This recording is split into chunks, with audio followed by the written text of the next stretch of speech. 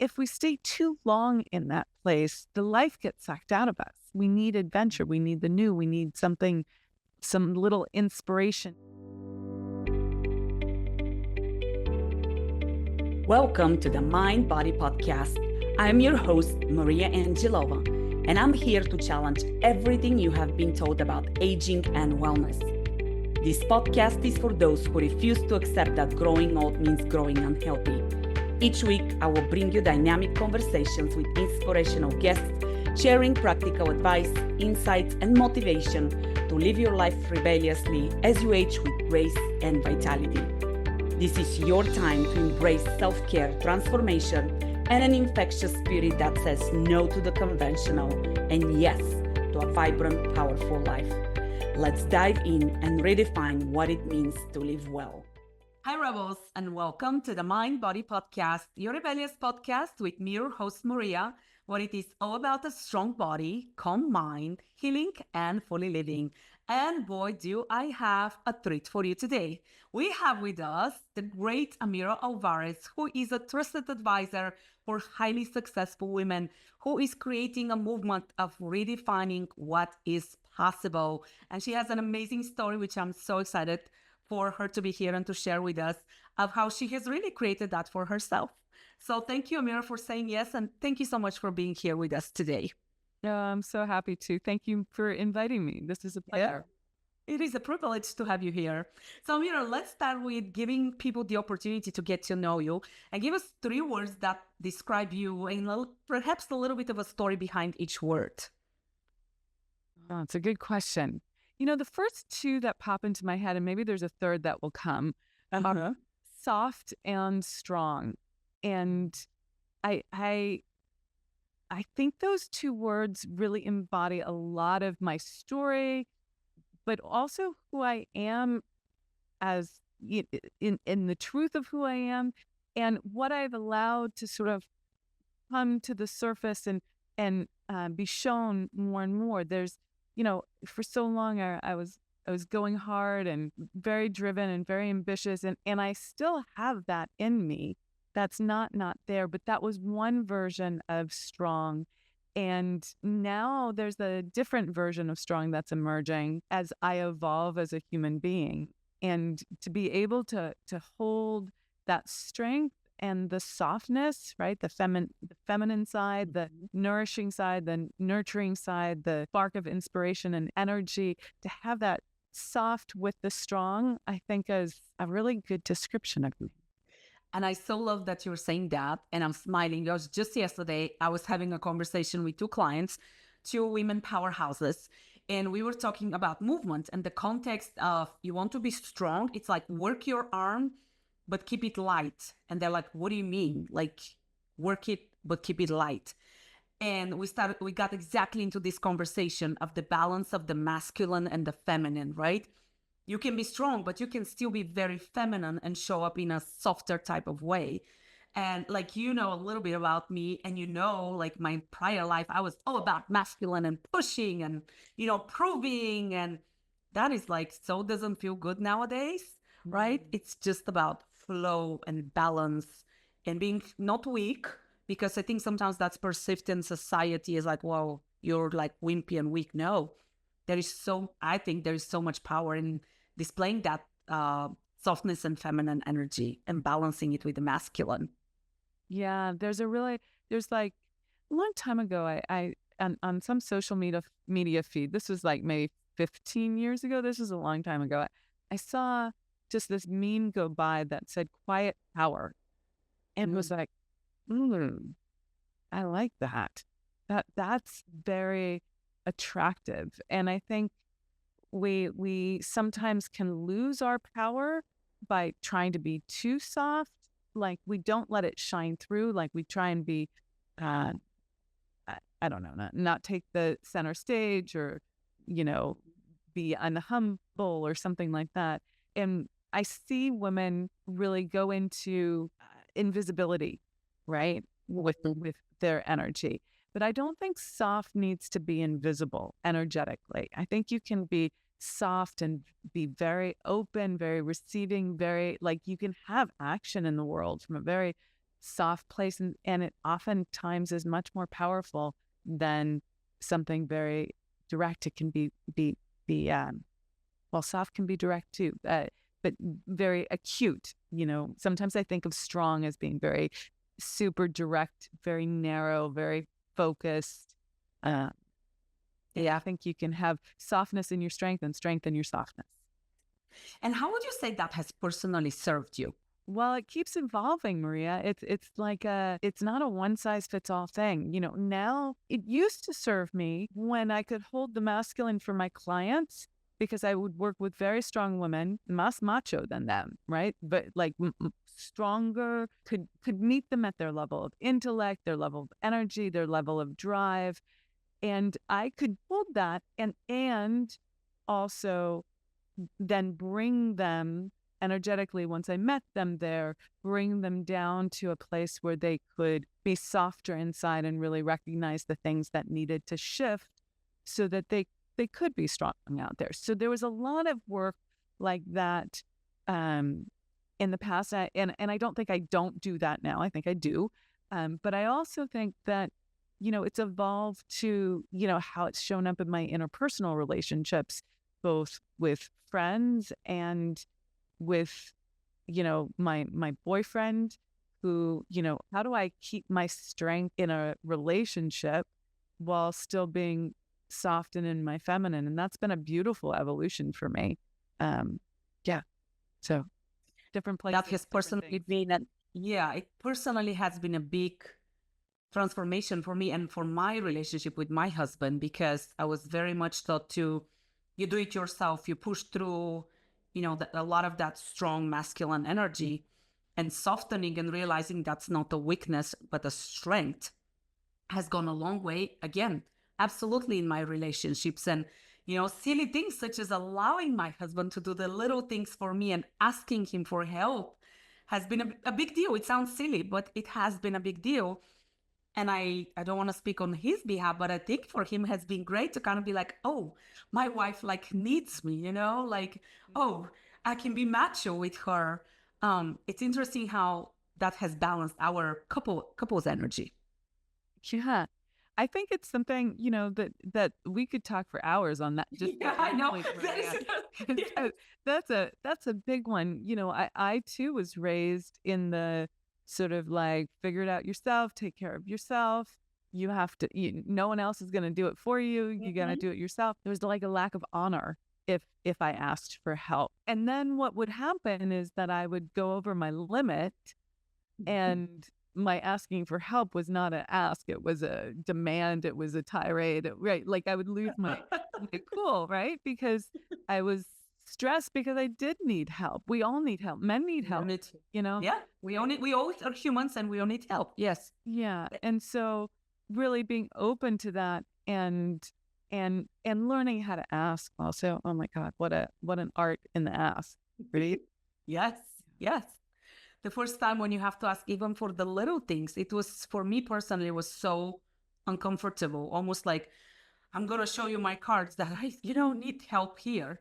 Was very unsettling. And I do think that's a big mindset shift. And I also think that's a big mindset shift as entrepreneurs that is big for us.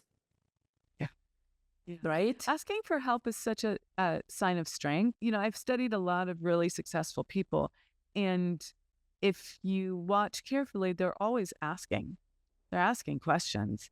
They're doing it from a place of strength, not from a place of weakness or incapacity or low self-image or lack of confidence or, bad self-esteem. They're asking from a place of, you're the expert in this. Tell me what I need to know here. That's ask for help, right? And to recognize the successful people in this world have learned how to ask for help because they know that it's all interconnected. We're not in these individual silos just looking out for ourselves. When you actually bring people in who are experts, who have knowledge, who have opinions, right? Yeah. You really do yourself a favor because you gain much more power from the whole versus being in your own little silo. I was just speaking about that exact same topic with a client who is a physician yesterday, and we were talking about the power of curiosity and saying, "No, I don't know. Tell me more. Like, let me learn from you because you understand that." And he was saying about, the progression. He was talking specifically about medicine, the science of studying medicine. And I think even in my world of body and mind work, there's so many people who are like, you do it like this. It's like, well, where is the curiosity about the body? Where is the customization and the personalization? And like, well, I don't know why this is working this way. Let me do some more research, or let me ask people who understand more about some other aspect of movement or something like that. I think it helps us grow in such tremendous way. But again, to what you said, sometimes people were afraid to say, well, I don't know. And sometimes clients would ask me something and I'll be like, that's a great question. That's not what I was expecting. Let me get back to you. Let me think about that. And I actually think people appreciate that versus you BSing your way around pretending I don't know everything. I will lie to you if I tell you that I know everything about the body. Yeah, you have to be curious. You have to be open. You have to recognize your limitations, what you know, what you don't know. Absolutely, 100%. Yep. So let's talk about how does that go to redefining what's possible. Let's get to the meat of it. Yeah. So, for a long time, I worked with women entrepreneurs who had this idea of, usually they would come to me with a financial goal, something that they really wanted to achieve, a number, right? And that represented, it never was just a number, it represented something to them. And we did the inner and the outer work in order to get to that goal. And lots of transformation had to happen, lots of inner game work. You had to learn how to see yourself in the world differently in order to be able to do different things on the outer game side of things and take different actions. And then you would achieve your goal. There was a lot of, I would call it a spiritual slant to it because I taught the laws of success. These are the natural universal laws of the way the universe works. And that was the lens through which we grew businesses. And that was fantastic.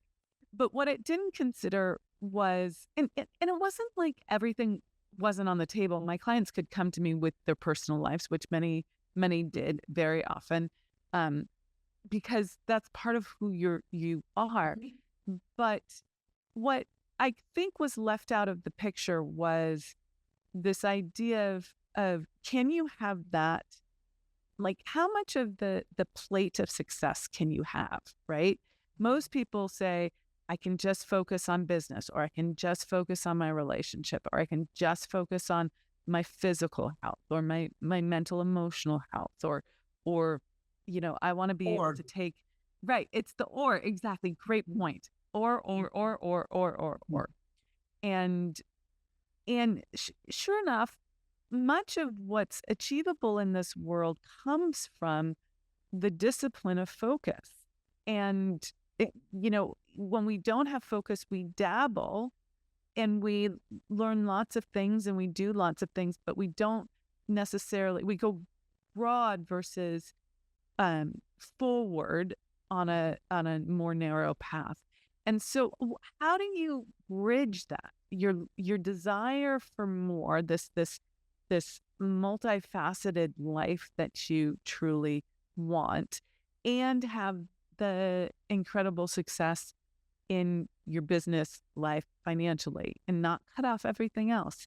And so that's what I've been exploring the last year, and really looking at and seeing what's possible and how one goes about doing that. What are the foundations that are required in order to do that? And that might also be the time in my life that I approached, which is I'm in my early 50s, and it just feels like a different phase in my life than my 40s, or even just a couple of years ago, which was, not that, it doesn't feel like that long ago. But anyway, so that's the what's possible in your life conversation that I'm having and helping people with, right? Because I, like you said, sometimes I get asked questions that I don't know the answer to, right? And I'm going to just say, I'm not sure that I have had a lived experience of being able to do X, Y, and Z, but here's how I would conceptualize going about it based on my understanding of how we as humans create, what we want to create. Hey Rebels, I want to take a quick moment to share something super exciting with you. If you've been feeling stuck, disconnected, or just know there is more to life than what you're experiencing, I have something special for you. I have created a powerful 6-step video series called Unleash Your Potential, an introduction to the Angelova Method. As a valued mind-body podcast listener, the series is my gift to you. In this series, I will guide you through the core elements of the Angelova Method, a unique approach that integrates movement, mindset, and mastery to help you align your body, mind, and life. You will learn practical techniques to improve your alignment, boost your core strength, and connect deeply to your inner self. Whether you're looking to enhance your physical health, gain mental clarity, or simply live more fully, these videos are designed to get you started on the path to your most vibrant self. And the best part? It's completely free. So if you're ready to break through barriers and unleash your full potential, head over to mindbodyexpert.com and get started today. Let's take this journey together, because you, my rebel, deserve nothing less than the extraordinary. So, a lot of times I work with men and women on the personal, right? They are working on their health, their physical health, their mental health. And sometimes I remember a very clear conversation with a client. She said, well, I don't understand how that's going to help me grow professionally. And I think it goes back to the or that you said, right? Well, I can either take care of myself and feel good, or I can be successful. But we have created this reality of this illusion of success. And I think it's because that's how most people live, unfortunately, nowadays, that if I'm successful, I'm going to feel like crap. And it's like, no, you don't have to feel like crap. You can have a very happy, fulfilled, feeling good in body, mind, and spirit life and be successful. Sometimes I think people on the successful side, they're like, oh, these yogis that meditate and breathe, and like, that's not for me. So it's almost like they're the two extremes of I'm either going to have this or great health. And it's like, no, you can have it all. Which is why I love that what you're doing and how you're having that holistic circle. Because I do think well-being is multidimensional. Feeling well is doing great in your business, right? If you're really healthy and doing the physical work and you're exercising right and eating well, but your business is not doing well, that doesn't really feel so good, right? So financial freedom and health is a big part of that. Absolutely. I would just also speak to the fact that it's not easy. Like the conversation that we're having, it's very easy intellectually to say, oh yeah, you can have great health, you can have a great relationship, you can have a great business. But on the field of play, we're pulled in multiple dimensions. And so the person who's saying, how is me meditating going to, or me doing yoga, or me doing Pilates, or me, doing anything that's outside of just the action on the to-do list for work going to help me? It's a real conversation and to have, because that to-do list can get overwhelming and emotionally just you feel like you're drowning, right? And like the only thing you can do, in fact, my man had this experience just recently. He was like starting to burn out, but he couldn't stop. He was like, I just have to get one more thing done. And he's juggling a lot. He's doing great, runs his own business, all of that. And he had to do like a full stop and take 5 days off, go to the mountains and chill and break that cycle. Because when you're in it, you think that just doing one more thing on your to-do list is going to allow you to breathe. And we're trained that way, Maria. We're brought up that way. We're conditioned to think that way. And it's hard when you're conditioned, your body craves it, right? On a biochemical level, to step back and say, oh wait, I need to meditate, or it's better just to let this be and come back to it tomorrow, right? Or it's worth it to take an hour or two out of my day and go exercise. That's a reset, and we need it, but we're conditioned to think that that should be the last thing on our list, which and I'm so glad that you brought that up, because I 100% agree with you, and I 100% see it in everybody around you. I'll tell you a funny happening with my husband. I could tell he was really stressed out. So my solution was like, let me put some meditation and we can meditate. And he got so upset with me. He goes, this is so annoying right now. He's like, I don't have any space for it. Because why? Because he's conditioned when I have a big to-do list, I can't take 5 minutes to meditate. I need to focus on my list and just go deeper.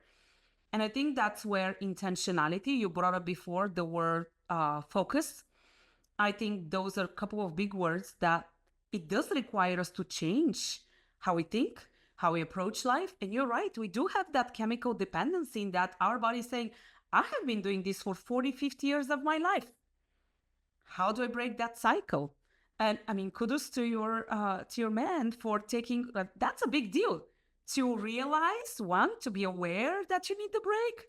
Two, to actually take action to break the cycle. That's huge. That's like a big pat on the back. Absolutely.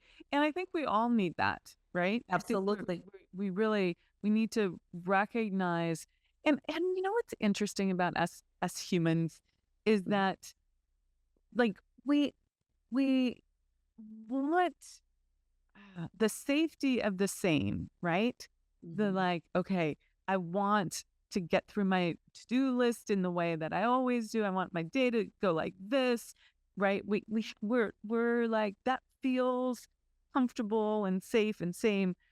And yet, if we stay too long in that place, the life gets sucked out of us. We need adventure. We need the new. We need something, some little inspiration to stimulation. Yeah, stimulation. And then the pendulum swings. Oh, we have too much stimulation. We're overwhelmed, right? And we go back and forth. And I just think that there's this immense amount of grace that we need to give ourselves, and also to hold ourselves to an ever higher standard, not to the point where you never feel successful, but just to be like, oh yeah, I could have calibrated earlier, right? I could have noticed that earlier and calibrated. And then we if we keep moving in the direction of more and more subtle calibration, then it becomes this flow and this dance in life versus these giant extremes. And that's a what's possible thing that I'm holding out for people, because I really think that you know, I had to learn that, right? And I had to learn to give myself the grace of meditation. I had to learn to give myself the grace of time to work out, right? To go do a yoga class and do red light and do sauna, right? Like, yeah. Really, you can do all of that, right? You have to give yourself the experience and breathe into it, and also understand where you're at in your life. You know, that's not always the thing that's going to best serve you, though. Meditation was going to serve everyone. So, yeah. I think you make an excellent point, because I will tell you, having walked through my journey and 100% knowing now, like I know it because I've experienced it, that when I slow down, it serves me better. When my to-do list gets long, I default to pushing. And what has changed now is I quickly recognize the signs of, oh, that does not feel good, right? But my default is still there, even though now I know by evidence that that's not the way that serves me best. Yeah. Turns out we're human, Maria. I know. Imagine that. Imagine that. Yes. Mm-hmm. So, Amira, what is one piece of advice you would leave our listeners with, whether it's from personal experience or working with clients? So many different things. You know, we were just talking about meditation. I have to say, you know, I came to meditation somewhat later in life. Like, I've been meditating regularly, daily, for the last 4 or 5 years. But you know, before that, I would dabble in it and be like, I know I'm supposed to do this, and and then I feel unsuccessful because I didn't know what I was doing, and stop and all of that. But once I learned how to meditate, and there were some really key things that I did to do that, that's radically changed my life. It's not only given me a spiritual practice, but a spiritual connection, like that connection to the oneness, the allness, the infinite intelligence. That's absolute bliss. And if we can bring that bliss into our daily lives, we're much happier people. So to answer your question, I would say, there's so many things that we could say are fundamental to living fully, but having stuck with it and figured out how to meditate, for me, it's been a game changer. And that has, beyond anything else I've probably done in my life, created like just a much higher baseline of happiness. And so that's one of the things I help my clients with, right? Is like, how do you have a connection with your soul, with spirit, with God, source?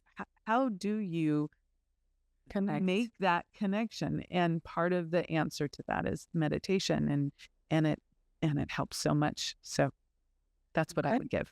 That is a very big shout out for meditation. You can't. Absolutely.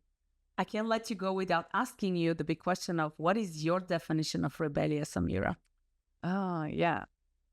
So, that it's interesting because transparently, when I think of rebellious, the dictionary definition in my head is like, jumping out the window as a teenager, like thumbing my nose at my parents, right, and saying, "You can't make me," right? It's like the rebellious teenager is what pops into my head.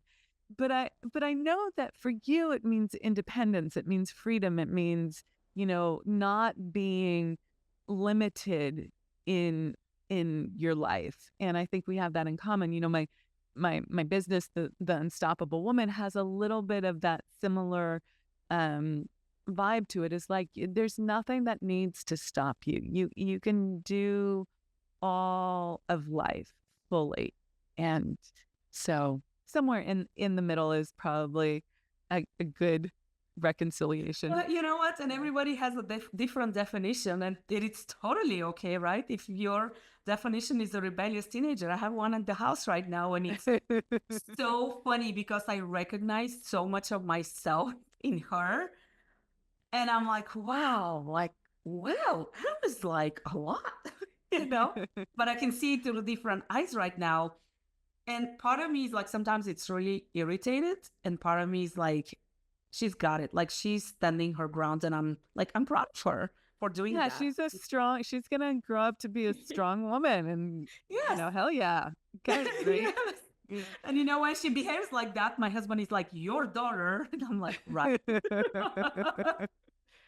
Well, Amira, this was an amazing conversation. We can keep going for hours and hours and hours.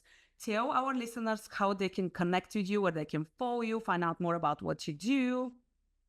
Yeah, absolutely. So the best place to connect is the website, which is theunstoppablewoman.com.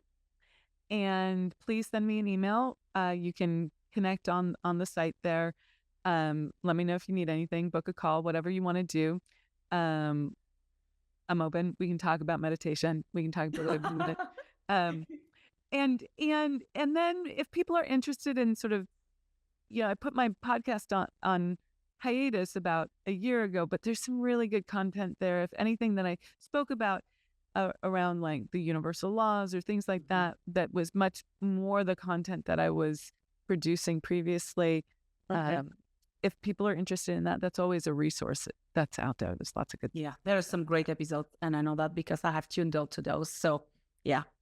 Well, the podcast is called Unstoppable Woman. Imagine that. Okay, there you go. There's a team there. Yep. Well, Amira, thank you so much for being with us. Rebels, you know the spiel. Share this episode, ask your questions, connect with Amira. follow her. Let us know how she can be of support. Thank you so much for listening. Amira, thank you so much for being with us today and saying yes to this. I appreciate you. Most importantly, everybody, do not forget to stay rebellious. We'll see you next time.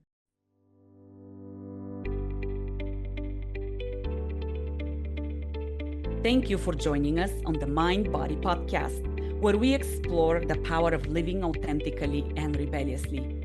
If you enjoyed today's episode, don't forget to subscribe, leave a review, and share it with a fellow rebellious soul who would love to hear what we share as much as you do. Stay strong, stay calm, and most importantly, stay rebellious. Until next time, rebellious souls, keep living fully. Your journey is just beginning.